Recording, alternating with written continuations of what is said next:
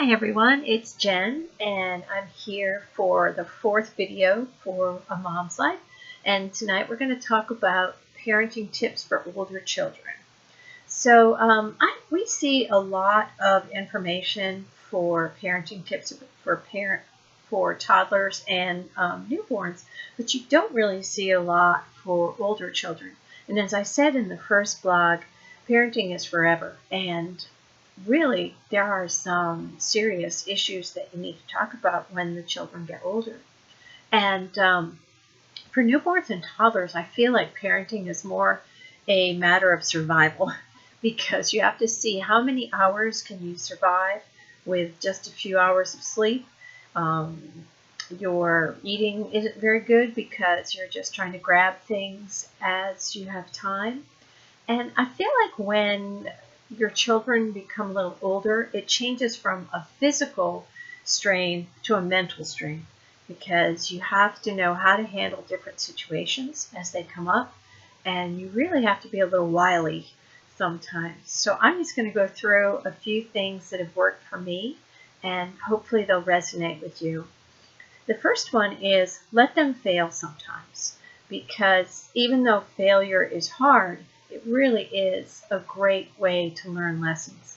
And our children need to learn how to be resilient and how to come back for things that did not work out.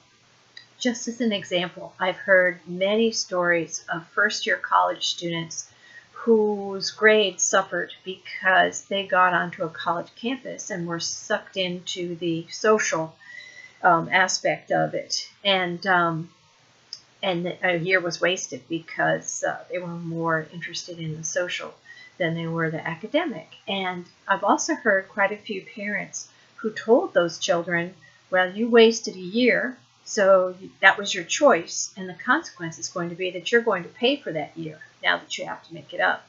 I think that's a great way to teach your child a lesson that actions have consequences. The other thing is to say no sometimes. I know that sometimes that can be hard. We want to give our children everything, but you could be creating a monster if you do that. And I'll give you an example of a time that I had to say no that was very difficult.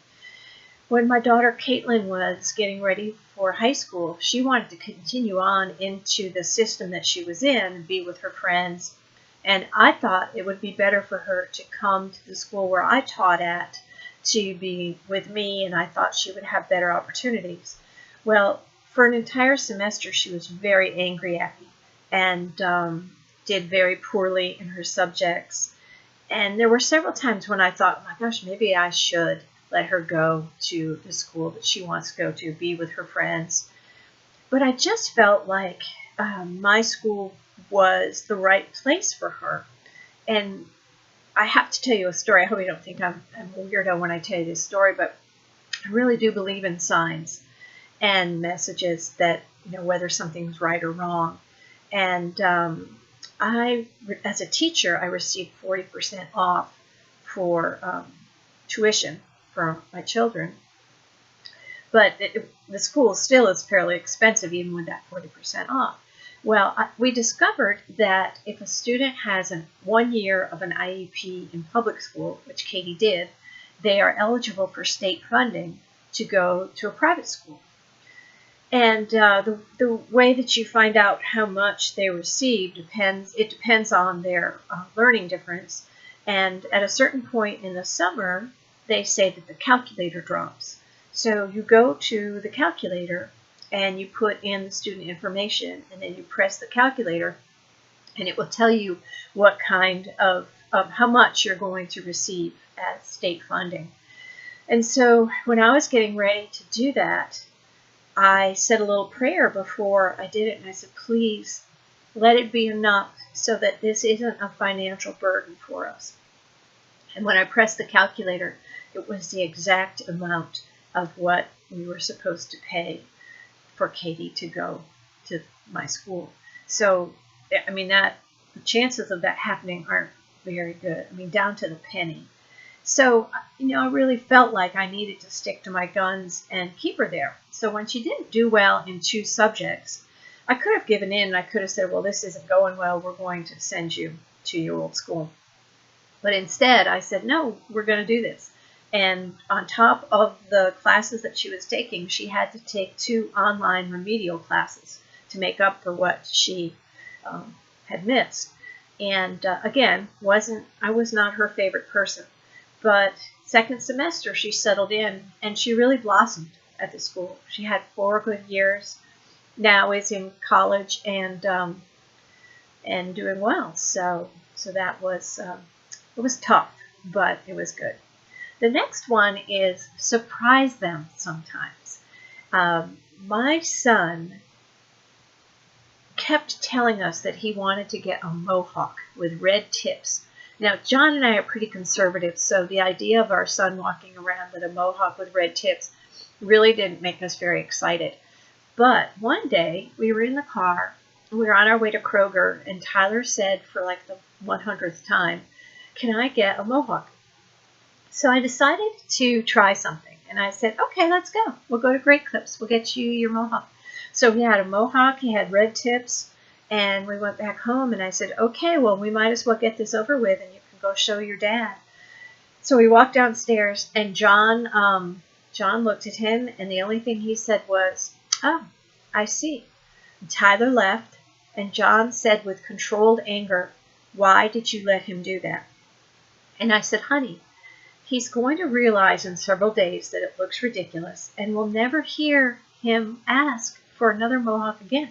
And John looked at me with that look of amazement and just went, you are brilliant. So, and it happened. Several days later, he was brushing it over so that it didn't look like a mohawk anymore. So sometimes react in a way that they don't really think you are going to. The other one is Caitlin again. She had made going to college look like it was a monster. She really didn't think she was smart enough to go. She thought it was out of her realm of possibilities, and so she wasn't filling out any applications or doing anything at all. So one day she came to me and she said, Mom, I really don't think college is what I want to do. And I know that she thought I was going to start to freak out. So instead, I very calmly said, oh, okay, well, that's fine, but you need to tell me what plan B is. So I need to hear your alternative life plan. And it turned out that she finally decided that maybe plan A was a good one, went off to college and is doing amazing. But sometimes you just have to kind of surprise them and pray after that. Another one is do not enable them. Doing their homework, writing to the teacher for them when there's an issue or anything like that is not helping them. You have to let them handle things. And when you let them handle things, it frees up your energy and your time.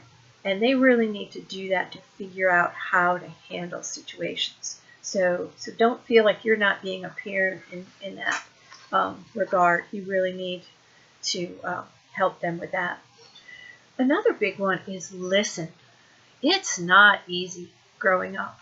And your children are going to go through all sorts of different periods of time. And we are so busy as parents, whether you're working full time, whether you're taking care of a home and your children, we can get caught up in that. But really be careful and make sure that you are listening to what your children are saying to you. This is probably one of my biggest parent fails. My oldest daughter was telling me that she was depressed. And I saw that as lack of gratitude. I was like, how could you be depressed? You have everything you could possibly want. But we have to realize that depression is not just about whether I'm being thankful for something. It's really something that you need to pay attention to. Unfortunately, I apologize to Jessie a lot for not listening more than I should have with her. So just listen when they come to talk to you about different things. Try to have discussions with your children where you remove the emotion. Now I know, man, that is hard because sometimes they will come to you with something that just pushes your buttons.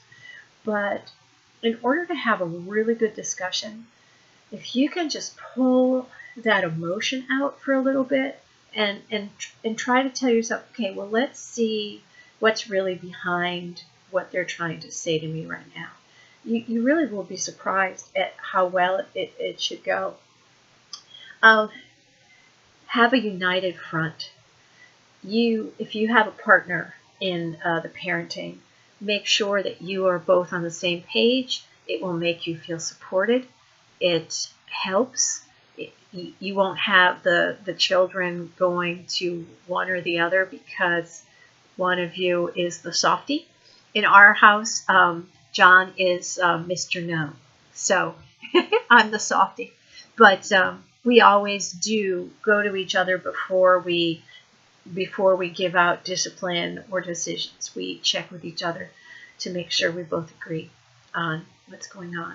And then the last one that I would suggest is pray, because there are times when you just are at a loss with what you should do in a situation, or you come up with a decision and you tell yourself, I'm just not sure if this is good. Prayer is always good. And I'll end with something that I think is funny. John said to me a couple weeks ago, Katie had come to us with something. I can't even remember what it was. And I used some type of reverse psychology, and whatever we were hoping for, it worked. And John looked at me with that look of wonder that he sometimes has, and he said, do you know these Jedi mind tricks because of your teaching? And I said, honey, actually, I just try things, and then I pray that they're going to work. So a lot of times, parenting for any age is just trial and error. So I wish you all the luck in the world, and I would love to hear your reactions on things that have worked for you. And again, the blog will be up at Jennifer's Writing soon. So jenniferswriting.org. So good night, everybody.